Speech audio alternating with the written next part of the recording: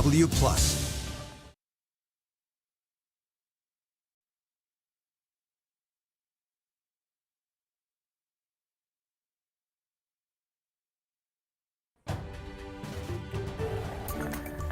Good morning on what will be a completely dry Veterans Day. Kind of a mixed bag of clouds and sunny spots early this morning. And one of the sunny spots is right here. I mean, that is just an absolutely gorgeous Tuesday morning. Chinook Winds Casino Resort in Lincoln City. We have clouds over the Columbia. Looks like traffic on I-5 is moving along okay. Expecting traffic to be, lighter today because of the Veterans Day holiday. This is the Springs at the Waterfront camera in Vancouver. We're at 48. Another comfortable morning. Coldest temps in the valley have been in the low 40s this morning. And again, there's no wind. 54 at noon, 56 at 5 o'clock. There are some fog pockets that have popped up in the past hour, but nothing widespread. Here's our 7-day. We still have dry weather tomorrow. Portland's next rain chances either tomorrow evening or not until the overnight. And then rain at times or showery weather Thursday, Friday, Saturday, Sunday. But the update is none of these days will see overly heavy rain amounts. There's no high wind risk even at the coast. And it now looks like this will be mainly rain over Cascade Passes, not snow.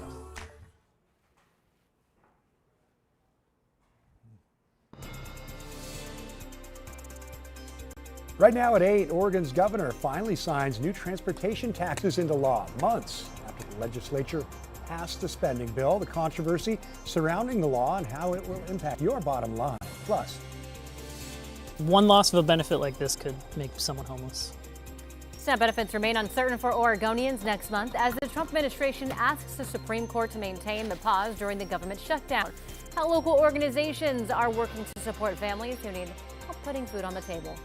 and while the government shutdown could be nearing its end, travel troubles are piling up nationwide, including one PDX traveler who's had his flight canceled 4 times. Why flight plans could get worse by week's end.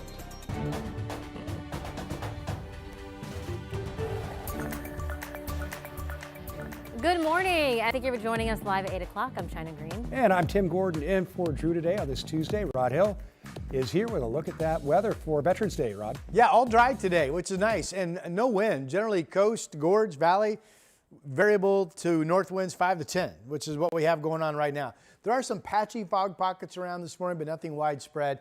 And the only thing we're really watching is down here into southern Oregon, there's a surge of thicker cloud cover that we think eventually pushes up to the north. So this morning, it's kind of a mixed bag of thin, mostly cloudy skies to some areas getting sun. Salem has been mostly overcast. Temperature outside 49, really comfortable out the door. Here's downtown Portland, currently overcast 48, but you get sun when you pop over the hills and run out to Washington County this morning. 54 noon and then 56 at 5 o'clock. Again, all dry, all light winds. Pretty nice Veterans Day 2025. Back to you. Sure is. Thanks, Rod. Governor Tina Kotek has signed a transportation bill worth billions of dollars 2 months after it was passed by the Oregon legislature. Money will go towards maintenance projects and to prevent hundreds of layoffs. Sunrise reporter Thomas Schultz joins us now. So Thomas, why did Governor Kotek take so long to sign the legislation? Yeah, it's a weird question, right? When Democrats have been pushing for this for so long. Well, Kotek, it's really a game of political gamesmanship that's being played here. Oregon Republicans have long said that once Governor Kotek signs the bill, they'd push it for a referendum and try to get it to voters. The thing is, they've got to wait on her signature, so Kotek just decided to wait on signing it for more than a month. This is a really big key piece of legislation, too, worth $4.3 billion over 10 years. Again, Republicans couldn't actually move on gathering signatures for a petition until it was signed. Now they've less than 2 months to begin the process of getting it on the ballot for next November. On Monday, State Senator Bruce Starr took the first step and filed the paperwork.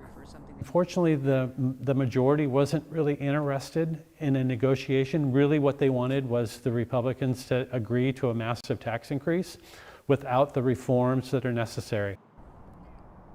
Republicans have until the end of the year to gather 78,000 signatures. For months, they've argued Oregonians just can't afford any more taxes, saying public transportation funding could instead come from cuts to public, bike, and environmental programs. That idea never gained any traction with the Democrats in the legislature, who instead muscled this bill through amid Republican opposition. It includes a 6-cent gas tax increase, higher vehicle title and registration fees, and an increase in the public transit payroll tax. Without the funding, ODOT would have had to slash hundreds of positions. And this has been a controversial bill for quite some time. Already, Starr says more than 4,000 Oregonians have expressed support for the Republican petition. Though he recognizes with limited time, it'll be a challenge to get the signatures needed on the ballot. Now, the group's trying to get 100,000 signatures in less than 2 months. By the end of the year is their deadline. If they're able to get that and able to get this petition through, it could go to voters in November, who will make the final decision whether or not to support this funding. Tim, China. Thank you, Thomas. New this morning, a Washington County man will spend the rest of his life in prison after being convicted for a second time in a 2018 murder. A judge sentenced Norberto Muniz Jr. to life in prison with the possibility of parole after 25 years. He was again found guilty of killing a woman, then burning her body in Beaverton backyard. He was convicted in 2022, but the Oregon Court of Appeals overturned the conviction and ordered a retrial. There is nothing in this that prevents the president from canceling programs that are in the spending bills, and that's outrageous. That's stealing the power of the purse. That's unconstitutional. And that's Oregon Senator Jeff Merkley reacting to the new deal that may end the longest government shutdown in American history. Yesterday, the Senate passed a temporary funding package after 7 Democrats and an independent broke ranks. That funding package would extend current government funding through January. It also includes long-term funding for 3 government agencies, including the USDA, which funds SNAP food benefits. The bill will also reverse layoffs of federal workers at the start of the shutdown. So notably here, though, the bill does not include anything about extending Affordable Care Act subsidies. That was the red line for most Democrats, with all 4 senators from Oregon and Washington opposing the bill for that reason. Instead, the deal includes a promise of a vote next month on extending those subsidies, though Senator Merkley expressed doubt that that vote will amount to much. Yeah, I'm extremely disturbed by what's happening tonight, because a group from our caucus made a deal to end our leverage, which produces simply some vote in the future that won't actually be a bill that has a chance of getting out of the Senate, let alone through the House. And that undercut our effort, for sure, to produce a health care win. The bill still must be approved by the House before the shutdown is over. And until a final deal is signed to end the government shutdown, expect flight cancellations to continue. The FAA has told airlines to cut 10% of daily flights by the end of the week. We talked to one man at PDX who's had his flight canceled 4 times. It's kind of defeating to show up to the airport and see that your flight's been canceled last minute, and now you gotta go get another hotel, go get another rental car, because the airlines aren't going to provide you any sort of vouchers or anything like that. So today, 12 departing flights and 11 arriving flights at PDX have already been canceled. And rental car companies are seeing a spike in one-way rentals as flights are canceled. Hertz has reported a 20% rise as travelers rent cars as a backup plan to reach their destination. And when it comes to SNAP benefits, the Trump administration is once again asking the Supreme Court to keep full payments on hold during the shutdown. Over the weekend, the White House demanded states that already paid out November benefits like Oregon and Washington to undo it. And now both governors are urging people to check their EBT cards and use the funds that are on there. Yeah, it comes after the states were able to get a district court to put a new temporary order in place yesterday that keeps the funds available while the Supreme Court considers its next move. KGW's Libby Dowsett explains. Elaine has asked us not to use her last name, but shared that she gets about $300 a month through SNAP to feed herself. So seeing that benefit show up last week was a huge relief. I was thinking, praise the Lord. But it's no joke for Elaine trying to find backup food at local food pantries. It is exhausting. You have to get there at a certain time and wait online, and you're not really certain whether you're going to even get anything that you can eat. Folks at William Temple House are trying to help. They've seen a record number of people show up for food at their food pantry this month. The line wrapped around the block, which I have not seen before, and we exceeded our daily record. So we had 167 people come through. Social Services Director Kevin Ryan says one man tried 5 other pantries before finally finding food here.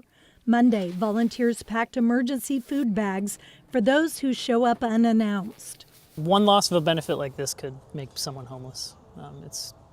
There's a direct line from losing benefits when you have to pay $200 for food You have to make a choice. Even with lawmakers touting an end in sight to the federal shutdown, the court battles continue over whether to resume food aid payments in full.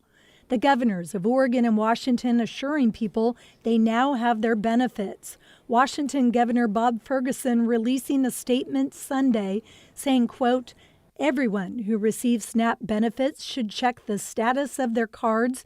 If there are funds available, people can use them." But the Trump administration is still fighting the payments in court. The U.S. Department of Agriculture saying it shouldn't be forced to use certain funds for SNAP that might be needed elsewhere. More confusion for people just trying to get by. It's hard for people to make life choices when they don't know what's coming next. That was our Libby Dowsett reporting. We expect the Supreme Court to make a decision later today on the future of SNAP benefits. Oregon and Washington's governor have vowed to challenge any federal attempt to reclaim funds. All right, let's head outside. Nice look outside on this Veterans Day. Some broken clouds there. The sunrise well underway at this point. So let's get to our forecast with Mr. Rod Hill in the Weather Center. All dry today, which is great, right? Different types of events on this Veterans Day to attend. I think certainly Portland Public, a lot of the districts are out of school today, so watch out in the neighborhoods. You have kids running around that maybe you don't typically see on the neighborhood streets during the day. Our forecast, not much wind either, so all dry, not much wind, kind of a mixed bag of clouds. We are currently at 48 in Portland. It'll be about 52 at 11, 58 at 2, and 56 degrees at 5 o'clock. Partly sunny to increasing clouds. The mixed bag of cloudiness we have right now will give way to more of a thicker widespread cloud cover coming up from the south a little bit later today. There are some patchy fog pockets around. Nothing is overly widespread, but here's Camas Meadows Golf Course. So that's evidence that there's no wind out near the gorge or the Columbia River today either. For the golf course, that's the 18th green there. They'll be looking at some fog. Here's the Shalem tasting room camera you looked at just a moment ago, what I call the barn camera. Really beautiful over the vineyard, and as Tim mentioned, some broken clouds. 46 is the temperature. We are 46 in Forest Grove as well, and West Lynn and up in Battleground, 46 degrees. Not much of a variance temperature-wise this morning, which when you get a lot of cloudiness, you don't typically get a variance. 45 in Silverton and Estacada. Our weather map for today, it is dry all areas. Now, you will generally find more afternoon sun east of the Cascades than you will on this west side of our state. In fact, this shows 63 in Bend today, 61 in John Day, and 60 degrees out in La Grande. Again, thicker clouds coming up from the south during the afternoon, but no moisture with those. 7-day forecast. In terms of rain chances, that hasn't changed much, but these systems are tracking all of a sudden look warmer and weaker than they did a couple of days ago. So all dry today, 58. Clouds, 58 tomorrow. First raindrop in Portland could be in the evening, but maybe not until overnight. There will be rain on the radar when you wake up Thursday morning. But I think at the wettest Thursday and Saturday or Sunday, none of these days really get more than a quarter or 3/10 of an inch of rain for the 24-hour period at most. We're no longer looking at snow at pass level either, as it will just be mainly wet conditions this weekend traveling up over the Cascades. Thursday with the rain times 56. That's your update. All right, thanks a lot, Rod. Still ahead, putting pen and paint to paper. Some aspiring artists give a new perspective on the Rose City. Also ahead. The nation's longest ever federal government shutdown could be on track to end by as soon as tomorrow night, with a funding bill now headed to the House after the Senate gave it final passage. I'm Alice Barr in Washington with the latest details coming up. The KGW Plus TV app, streaming 24/7.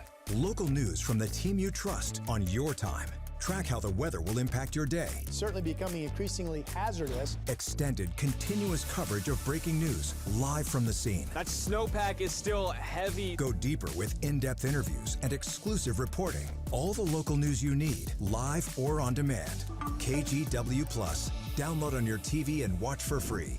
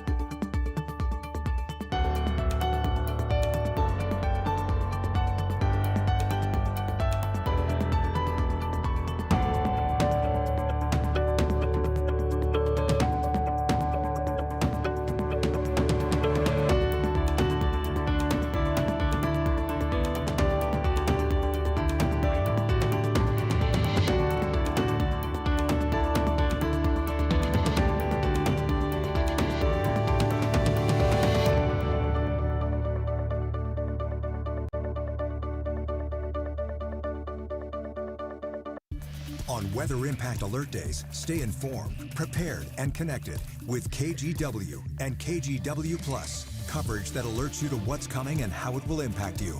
Watch extended weather coverage on KGW Plus. The KGW Plus TV app, streaming 24/7. Local news from the team you trust. Track how the weather will impact your day. Breaking news, live from the scene. All the local news you need. KGW Plus. Download on your TV and watch for free. A group called the Urban Sketchers gathers once a month in Portland with sketch pads in hand to capture the city that they see. They're part of a global community that started in Seattle in 2007 and now includes 500 chapters in 70 countries. And on a crisp fall Saturday morning, they turned downtown's Director Park into an open-air studio. The really great thing about it being an international group is that you can find Urban Sketchers anywhere. There were 50 of us, and there were artists from all over the world, and I felt instantly like I met my tribe. Yeah, I'm one of the Urban Sketchers. I've been here a few years, and this is our last trip. We went to Amzi. After 2 hours of doodling and drawing, it's time for what they call the throwdown, where sketchers share and celebrate each other's work. In our latest episode of The Story, we take us to Urban Sketchers area and show what they're capturing. You can watch the story anytime on our free TV app, KGW Plus. It's a good energy day here at KGW when we spotlight people, businesses, and communities doing good things for the environment. Now, today is also Veterans Day, as we've been talking about. A perfect time to show how one Northwest Energy company is helping U.S. veterans find their next mission. Here's KGW's Chris McGinnis with the story. From this operations center in Vancouver, Avangrid manages the flow of electricity from 80 energy projects spanning 23 states. Avangrid is an energy generation company. Our fleet of projects can generate enough power for over 3 million homes every year. Avangrid oversees more than 10 gigawatts of power nationwide, most of it from wind and solar, making it one of the largest energy producers in the nation. But beyond the technology, this control room is powered by people, and more than half of them are military veterans. One of the newest is systems operator Jesse Hobson, fresh off deployment aboard the nuclear-powered aircraft carrier USS Dwight D. Eisenhower. I was a nuclear operator trainer in the Navy, so I was training other nuclear operators on how to handle a nuclear reactor in a combat zone. Now he's found a new mission, still operating powerful machinery, but in a much calmer setting. We call it our pie screen. It has all of our sites and all of our generation and how much they can be producing and a whole bunch of data. It is the heart of what we look at. Hobson says if a storm hits a wind site in Minnesota or a lightning strike trips a breaker in Texas, he can adjust output remotely, keeping the grid balanced and crews safe. The sites are designed to handle storms, but if we have, lightning strikes can take out stuff. If we have a breaker open suddenly because of a lightning strike because there's a massive storm overhead, we can bring it back pretty easily once the storm clears. He says the precision and calm learned in the Navy transfers perfectly to this job. On the ship, some small mistake somewhere could cause someone down in the boiler room to get hit by a massive amount of steam and be seriously injured for the rest of their life. And so that level of scrutiny is drilled into us from day one as a nuclear operator. And so coming here, it's a lot easier to take it as seriously as we need to. And this time, his work comes with a little more balance. I get to, operate a bunch of really interesting equipment and, go home and see my wife and my 3-month-old kid every day, and it's really nice. Avangrid says it's proud to employ veterans like Hobson, people who bring mission-driven focus to the country's growing energy needs. And that's good energy. Chris McGinnis. All right, Rod Hill is here. Yeah. You got some good energy. Just quiet day today. Yeah. I'll do it with a lot of energy, but that really kind of is the forecast. It's a quiet day.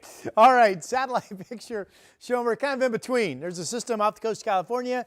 Our next weather front off the Pacific doesn't roll in until Thursday, and then in between, it's mainly these clouds from this southern system that will flow up into our skies. And right now we have kind of a mixed bag of clear spots and cloudy skies, but eventually these clouds from the south come up. There they come this afternoon and start overtaking us. There's no rain in any of it. It's a completely dry Veterans Day.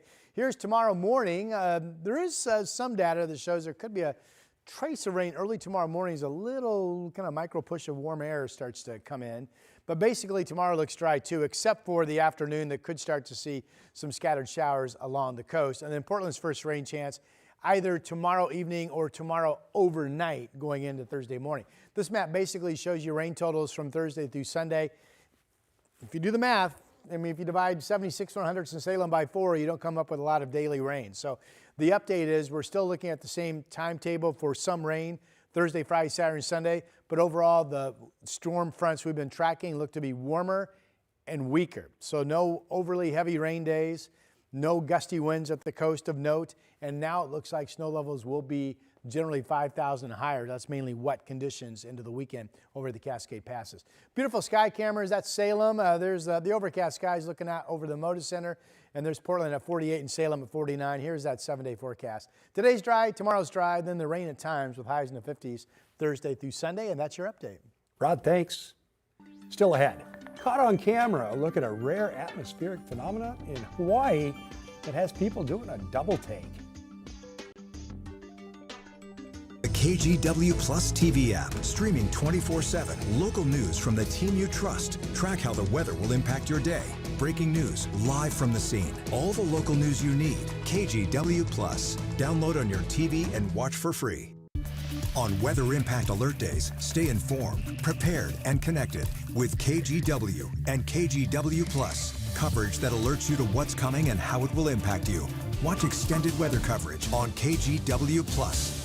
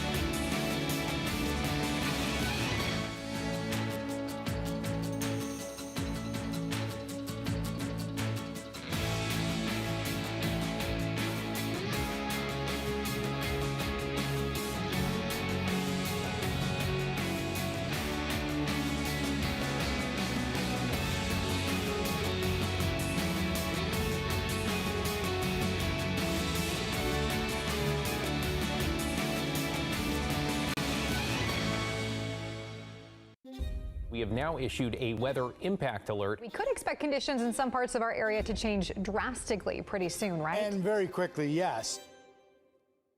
This is significant rainfall coming our way. You'll definitely want to be extra cautious. It's certainly becoming increasingly hazardous. We've got the potential for some tree limbs or even trees or power lines to come down. Of course, when you hear thunder, it's always best to take cover. On Weather Impact Alert Days, stream extended coverage on KGW Plus. Welcome back. The longest government shutdown in American history appears to be coming to an end after the Senate passed a deal to fund the government through January 30th. Now it moves to the House with a vote expected as soon as tomorrow. NBC Alice Barr has the details from Washington, D.C. In a major step toward reopening the government, the Senate overnight giving its final approval to a bill that funds the government through the end of January. The bill as amended is passed. It now heads to the House, where members in recess since late September are racing back to Washington. I got a built consensus among the members, and that is what we will do. House Republicans can only afford to lose 2 votes, with Democrats opposed. We're going to fight hard to defeat it. The party divided over the move by 8 Senate Democrats who broke ranks to vote with Republicans to end the shutdown, despite no promises on the central sticking point, extending Affordable Care Act subsidies. I think it was a terrible, terrible vote at a time when we have a broken healthcare system. Senate leadership did agree to a vote before the subsidies expire at the end of the year, sending healthcare costs soaring. We crystallized the fight about healthcare for the American people and made it clear who's holding that up. It's President Donald Trump, It's Speaker Johnson and it's the Republicans. Others arguing Democrats were winning the messaging fight on health care and affordability. You saw that the polling was going our way, and we could have, in my opinion, continued talking about that and potentially had a better outcome. Republicans saying they want a health care fix too. President Trump again floating sending Americans direct payments paid for through tariff revenue. We want a health care system where we pay the money to the people instead of the insurance companies. Administration officials have couched that idea as informal brainstorming. President Trump said he would abide by the terms of the funding deal, including guaranteed back pay for federal workers and rehiring those who were laid off during the shutdown, as well as fully funding urgently needed SNAP low-income food assistance through next fall, though there will be a lag in getting the system back on track. In Washington, Alice Barr, NBC News. And now to your morning rush. A major blow for Utah Republicans as a state judge late last night rejected the GOP's new congressional map. The ruling tosses out a plan designed by state lawmakers that would have protected Utah's all-Republican congressional delegation. Instead, Utah's district court judge approved a new map that creates a district with a solid Democratic lean in northern Salt Lake County. The judge concluded that Republicans had illegally gerrymandered their plan. This ruling hands National Democrats a boost as they fight redistricting efforts and look to win control of the House in 2026. 3 Michigan suspects who have been arrested in connection with an alleged ISIS-inspired terror plot over Halloween weekend will remain in jail. The 3 defendants appeared at a detention hearing in U.S. District Court in Detroit yesterday. The men could have argued for bond, but chose to waive the hearing and remain jailed as their case moves forward. They are each facing a long list of federal charges, including conspiring to provide material support to the Islamic State and possessing firearms that could be used to commit terrorism. And take a look at this. New stunning footage coming out of the Kilauea volcano in Hawaii shows a rare atmospheric phenomenon called a volnado. You can see it on just to the left of that main cloud there. You see that spiral there. The feature, seen during the volcano's 36th eruptive episode, is actually a powerful dust devil created by the intense heat of the eruption mixing with unstable air. Geological experts explain that as superheated air rises, it lifts volcanic particles, including ash and glass-like materials, into a visible, rapidly spinning circulation. Something else. Well, as we continue to count down to the Winter Olympics in Italy, what climate change means for the future of the Games as organizers struggle to make and keep snow. Be right back. Stole your read, didn't I? Yeah. Yeah.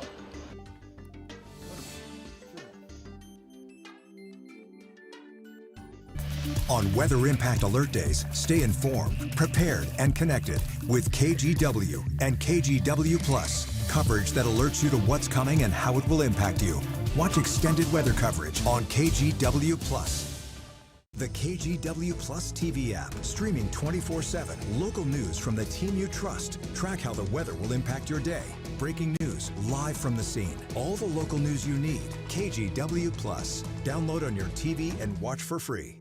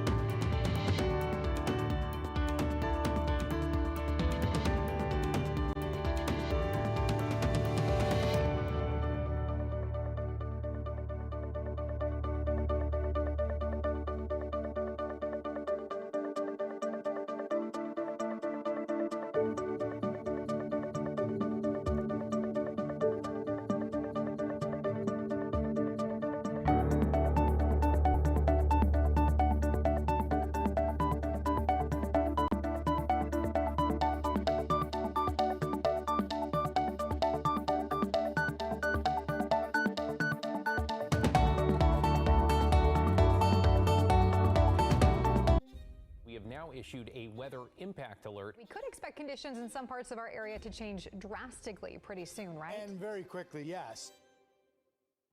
This is significant rainfall coming our way. You'll definitely want to be extra cautious. It's certainly becoming increasingly hazardous. We've got the potential for some tree limbs or even trees or power lines to come down. Of course, when you hear thunder, it's always best to take cover.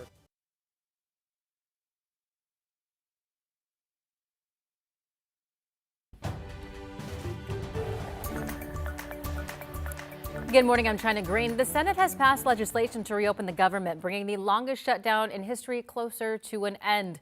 Some Democrats struck a deal with Republicans to get it done. The shutdown could last a few more days as members of the House return to D.C. to vote on the legislation. Democrats demanded Republicans negotiate with them to extend health care tax credits, but that did not happen.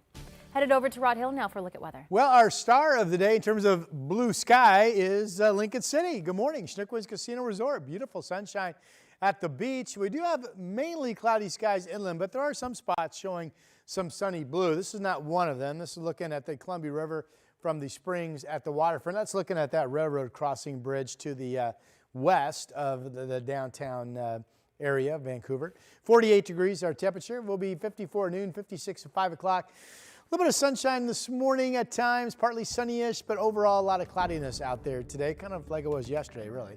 And a lot of clouds tomorrow, but I don't really have likely rain in the air until we get into Thursday.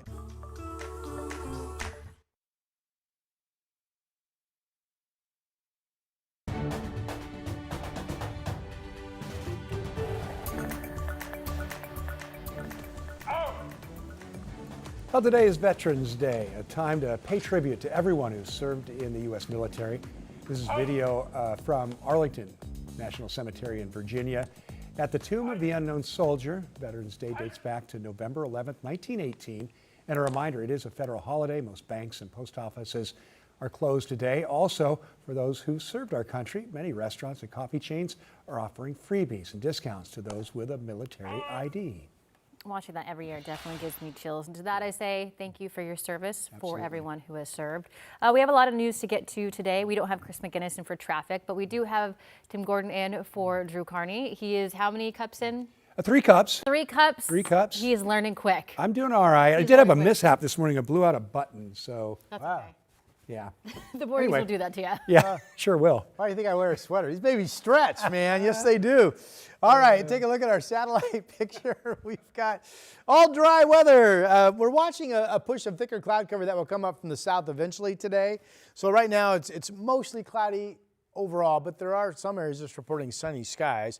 Again, look for increasing clouds coming up from the south, but no rain chance. You folks in Salem, at least near downtown and over the state capitol, have been looking at just cloudy skies so far this morning. Still some fall color there. 49 is the temperature. A really comfortable morning. We've had varying shots of cloudiness and breaks, but right now looking north of I-5 by the Moda Center, it is overcast here in the Rose City and the Convention Center there to the right of the highway. 48 is the number. Our planner today, 54 noon. Best chance for some breaks will be this morning into about the noon hour. After that, pretty much overcast skies expected. 56 at 5 o'clock. Dry and not much wind today. Light variable to north at 5 to 10. And it's dry across all areas. Partly cloudy. It's a little bit more sun even later today in central and eastern areas of our state. It's been a nice week so far in Central Oregon. Bend up into the 60s again today expected. 7-day forecast. We have one more dry day. It's tomorrow for Portland. Then rain showers come in as early as tomorrow evening or maybe not until the overnight.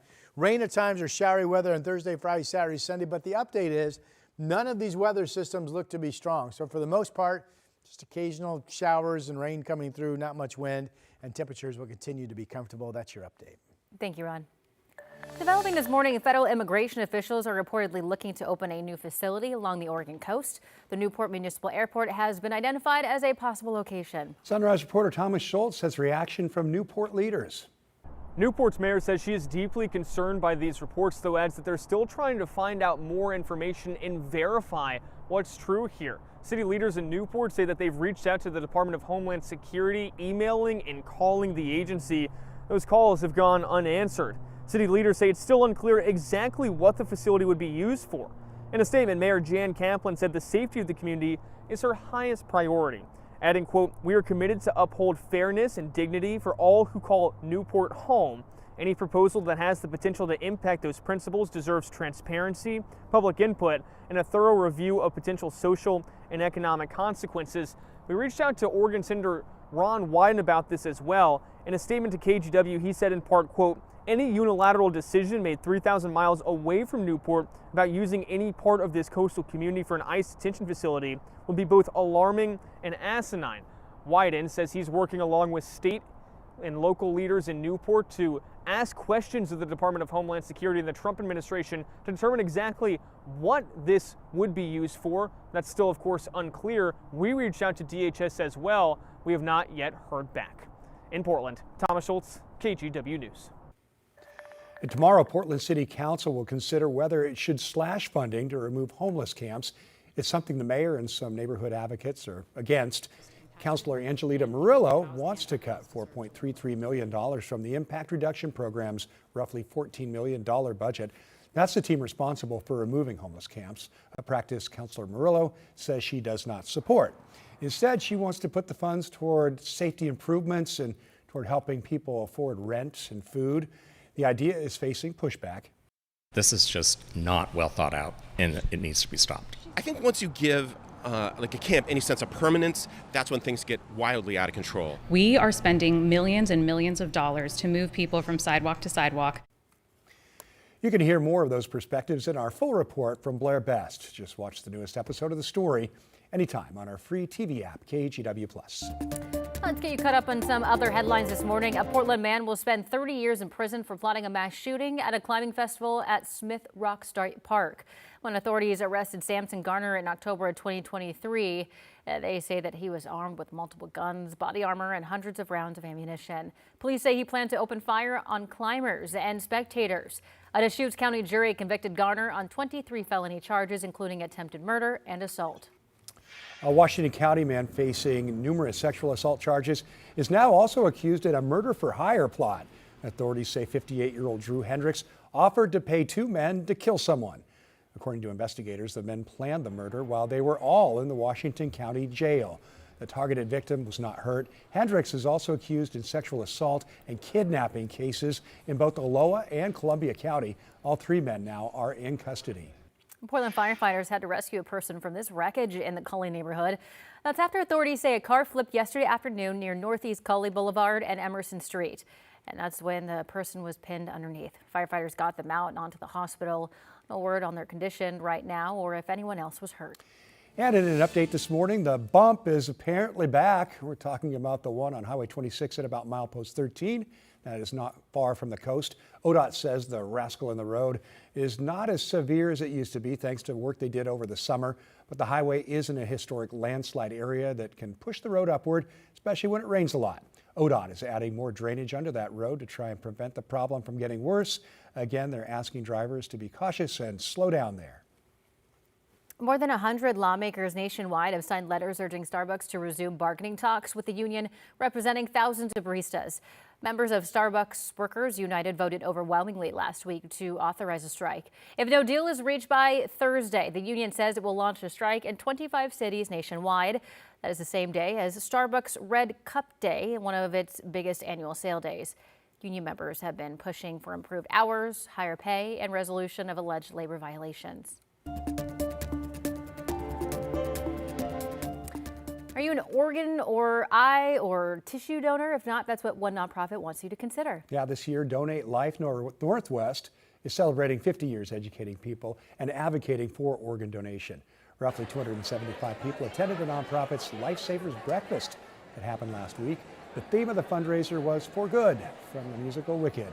The executive director of Donate Life Northwest says the average wait time for a kidney in our area is 5 years. In addition to organ donation, eye and tissue donors also make a huge difference. There's nothing more dramatic than saving somebody's sight, to restoring somebody's ability to see. That's incredible. That's what one person can do as a cornea donor. They can actually restore sight for two people, which is incredible. And a tissue donor can save and improve the lives of more than 150 people. Wow, what an impact. She says in Oregon and Washington, there are about 2,700 people waiting for a transplant right now. To register to be a donor, go to donatelifenorthwest.org.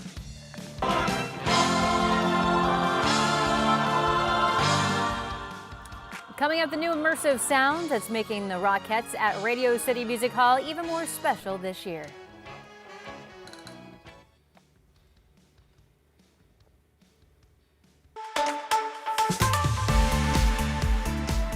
Hey, you know how we do it. Our team is always testing tons of products. We get rid of the rejects, only show you the best ones, and that's why I want to show you this thing today. It's the Tire Hero Portable Tire Inflator. Let me shut this off for a second. Literally true story, 2 weeks ago, I got stuck on the side of the road, glass in the tire. I barely made it to the gas station. Almost cost me hundreds of dollars to tow. So you need one of these anyway. The reason I think this is one of the best on the market is for this reason. Come on, again, let me show you. So let's say you don't know the PSI of your car, you don't know what it's supposed to be, or if you want to inflate a ball, it does it for you. So you see the little car icon right there? You can flip through these. Okay, I want to do my car. No, I want to do my motorcycle, little motorcycle icon. I want to do my bicycle tire. Or I want to do a soccer ball or an exercise ball. I just blew these up. The other cool thing about this is this. Come on and look at this. It's got the USB adapters here. It acts as a portable battery charger, so you can charge your tablet, you can charge your phone. It also comes with all these different nozzles for kind of anything you would have. It's small enough to literally, I mean, it's a pretty packed glove compartment, right? Look at that. It still fits. Nice and easy. Got a great deal for you on this today. And by the way, you want one of these anyway. You want this anyway because you can save $60 a year for properly inflated tires. So why wouldn't you? Get this one though, because I think it's the best on the market. $69.99 normally. Got a deal for you today. 20% off down to $55.99. Scan the QR code on the screen right now or go to shoptvdeals.com. The KGW Plus TV app, streaming 24/7. Local news from the team you trust on your time. Track how the weather will impact your day. Certainly becoming increasingly hazardous. Extended, continuous coverage of breaking news, live from the scene. That snowpack is still heavy. Go deeper with in-depth interviews and exclusive reporting. All the local news you need, live or on demand. KGW Plus. Download on your TV and watch for free.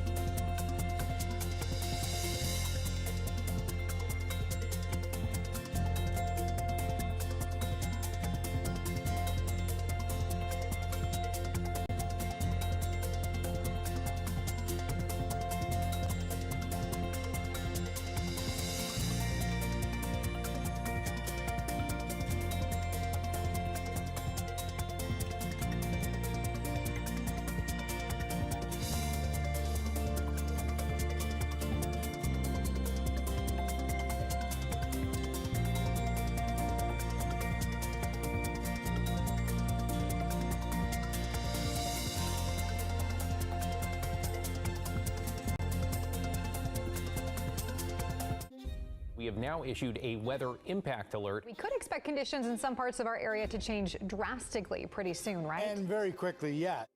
This is significant rainfall coming our way. You'll definitely want to be extra cautious. Certainly becoming increasingly hazardous.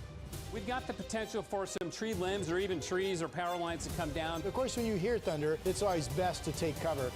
On Weather Impact Alert Days, stream extended coverage on KGW Plus. Parts of the U.S. are digging out this morning after inches of snow dropped and drove temperatures to potentially record-setting low. Even Florida could see historic lows before the system moves on.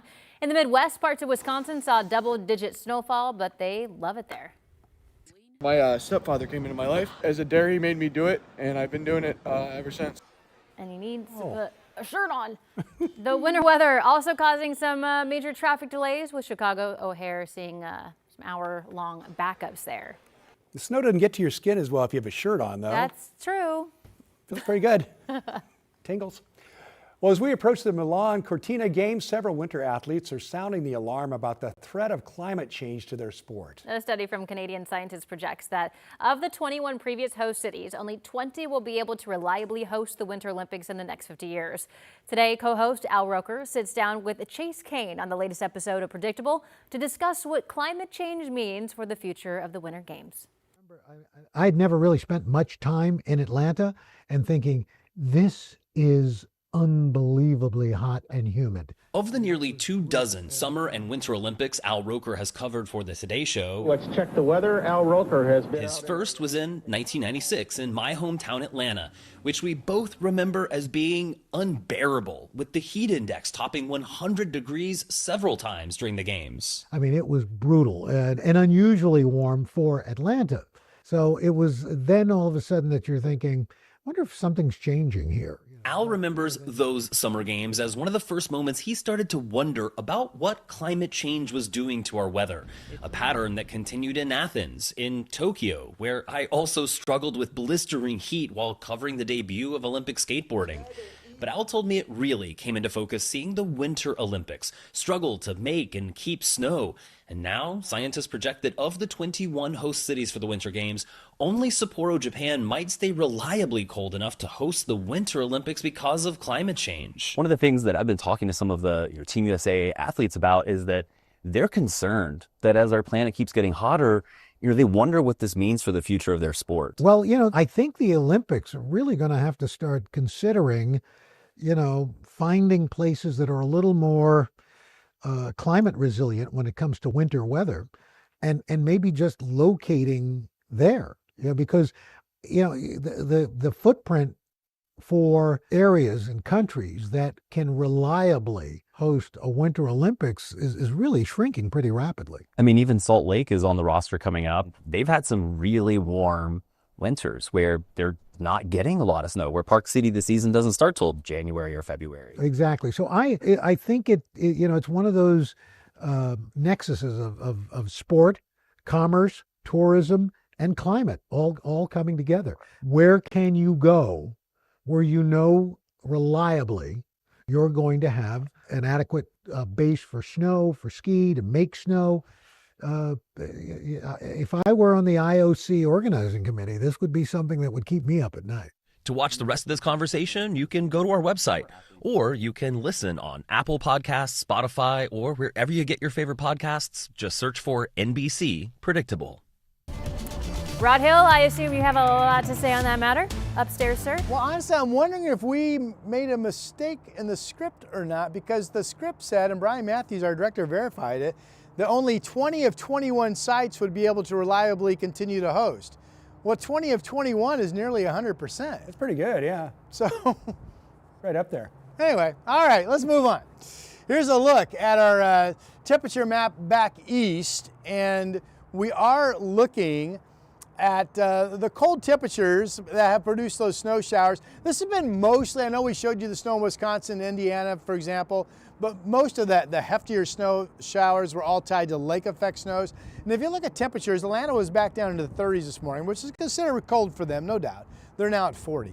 But Cleveland, Chicago, there's nothing unusual about these folks being down to around freezing this time of the year. The satellite imagery does show, if you look at the enhanced white color, and the clouds are white too, so it's a bit difficult, but Chicago, you see some snow fetching from Michigan down into Indiana, and then also across a good chunk of New York, actually, and into Pennsylvania there. So lake effect snows continuing. A lot of this area will be significantly warmer by this upcoming weekend. And then where we are, hey, we're all dry. I'm up here on the KGW weather deck, brought to you by Rick's Custom Fencing and Decking. I don't see any sun breaks. It's a solid overcast here in downtown right now, and we're kind of in the middle there between the weather systems. We are expecting some increasing thicker cloud cover from the south as the day progresses, but no rain chance. We'll stay dry today. This is a rain total map from Thursday through Sunday, and if you consider these are 4-day totals, they are not very hefty. 3/4 of an inch in Salem, 89 in Portland, 1 to 2 inches of rain at the coast. It's looking more and more like this 4 days of occasional rain, Thursday through Sunday, that these are weaker, warmer systems than we once upon a time thought. So just some occasional rain. It looks like it could be all wet conditions over Cascade Passes, not snow upcoming.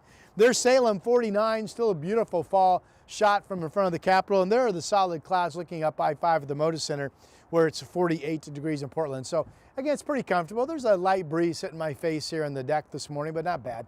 41 Kelso is quite a bit cooler this morning than, say, Portland and what Salem is showing up to be. And here come your 7-day forecast numbers. Upper 50s today on this completely dry Veterans Day. Tomorrow during the day also completely dry but cloudy, 58 degrees. Showers come in either evening or overnight. It will be some rain on the radar when you wake up Thursday morning, for example. And there's that stretch of occasionally wet weather Thursday, Friday, Saturday, Sunday. But the wettest days are probably no more than 1/4 to 3/10 of an inch of rain. So that's just good, occasional November showery precipitation. It is birthday time. All right, on this Veterans Day, we have Olivia, who is 3 today. Happy birthday to you. Love celebrating the youngsters. There's Emmy, who is 8, with her beautiful dog, beautiful shot there, 8 years old in Camas. Also celebrating today, we have twins. Tristan and Presley are both 8 today. Happy birthday. And on this Tuesday, Diem in Oregon City is 12. Happy birthday to you. And we have Peyton, Brian Matthews tells me that's Trout. Good fishing there, 12 years old. Happy birthday to you. And we have Terry and Alola, who is 70 today. Hope you have a great birthday celebration on this Tuesday. That's our list. Birthdays at KGW.com, and we will celebrate with you. All right, Rod, thank you very much. Well, from birthday celebrations to the holiday spirit, in New York, the Rockettes are going to be celebrating their 100th season in style this year. Radio City Music Hall is introducing a new immersive sound system, including mics built directly into the performer's shoes. Gus Rosendale reports. You have never heard the 36-piece orchestra for the Radio City Christmas Spectacular sound quite like this. You are experiencing the Christmas Spectacular in such an immersive way. You are a part of the show. You're a part of the holiday tradition with us. The Rockettes celebrating 100 years and a new audio system amplifying the microphones built into their shoes. We have patents, and we have designed these special microphones that are installed in each shoe, in the heel of each shoe, to amplify the tap sounds. Sphere Immersive Sound, pioneered at the Sphere in Las Vegas, is now finding a home at Radio City. A new way to hear films, concerts, and other kinds of live performances. This is state-of-the-art, boundary-pushing digital signal processing. So here we are in the very front row, and of course you expect a good view and very good audio with seats like these. But this new audio experience continues and follows you no matter where you sit, all around the Radio City Music Hall. A special demonstration for members of the media. We walked around the theater, hearing how different types of music and sound can be isolated and played throughout the arena. Every seat, no matter where, enjoying the same audio quality. Even up here in the second mezzanine, the somewhat cheaper seats, the audio is just as good. It's almost like you're sitting right down by the orchestra pit down there. That's a barking dog, and let alone a grand orchestra. It's all amplified with precision. The introduction of the Sphere Immersive Sound System has brought the Christmas Spectacular to a whole new level. The new system debuts this month with the Rockettes and then plays at future shows starting next year. Yay, kicking it up. All right, speaking of the holidays, a live look from our KGW Great Toy Drive toy box. There it is. Made it easy for you to donate to the KGW Great Toy Drive. All you have to do is go online to make a cash donation online. Let us do the shopping for you, won't you? Just go to kgw.com/toy, put in the amount, and we'll get you something really nice to give to the kids. You can also go the old-fashioned way on this by dropping off a new unwrapped toy at any IQ Credit Union location, any Fred Meyer store, or any local Toyota dealership. Those will all work. My mouth is getting a little tired. About 4 hours in. Yeah. We're still going to come back though and give you a little more. Stay tuned. The KGW Plus TV app, streaming 24/7. Local news from the team you trust on your time.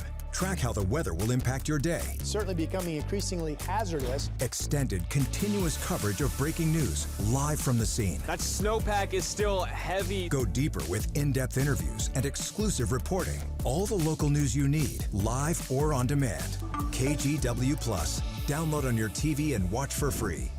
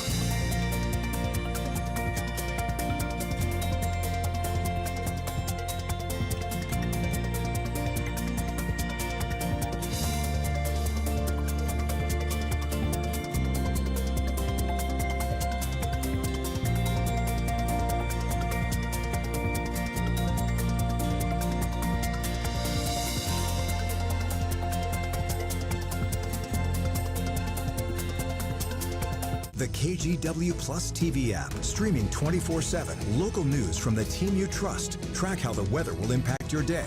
Breaking news live from the scene. All the local news you need. KGW Plus. Download on your TV and watch for free. On Weather Impact Alert Days, stay informed, prepared, and connected with KGW and KGW Plus. Coverage that alerts you to what's coming and how it will impact you. Watch extended weather coverage on KGW Plus. In our top stories this morning, the Senate has passed legislation to reopen the government, bringing the longest shutdown in history closer to the end. Some Democrats struck a deal with Republicans to get it done. The shutdown could last a few more days, though, as members of the House returned to D.C. to vote on the legislation. Democrats demanded Republicans negotiate with them to extend health care tax credits, but that did not happen. Governor Tina Kotek has signed a long-delayed transportation funding measure that provides enough revenue to stop major cuts at ODOT and local transportation departments. The bill includes a 6-cent gas tax hike, plus various DMV fee hikes to pay for things like road maintenance. State Republicans have vowed to refer the bill's tax and fee hikes to voters in 2026. And immigration officials reportedly want to open a new ICE enforcement facility on the Oregon coast. According to the city of Newport, DHS officials are looking at the Newport Municipal Airport as a possible location. City officials did say it's unclear, though, on exactly what the facility would be used for, and say that they haven't gotten answers yet from Homeland Security. We do have ourselves a completely dry Veterans Day, so all of your outdoor plans are a go, as I like to say. Winds generally nothing to about 10, mainly from the northwest today. High 58. Right now we're about 50. And then the rain on Thursday, Friday, Saturday, Sunday looks like it's just occasional waves of rain. Nothing more, nothing less. Not expecting any advisories, warnings, watches, or impact alerts, which will be a little bit boring. But we'll have the radar turned on. That'll be exciting. I thought we were going to copy and paste last weekend's weather into this weekend's weather. You know, we got to that too late. Oh. Now we can't do it. Oh. Come on, it's only Tuesday. Takes time. Hey, just a reminder for you that you can watch this anytime you want on KGW Plus. We start this at 7 o'clock. We want to thank you for watching and have a great day.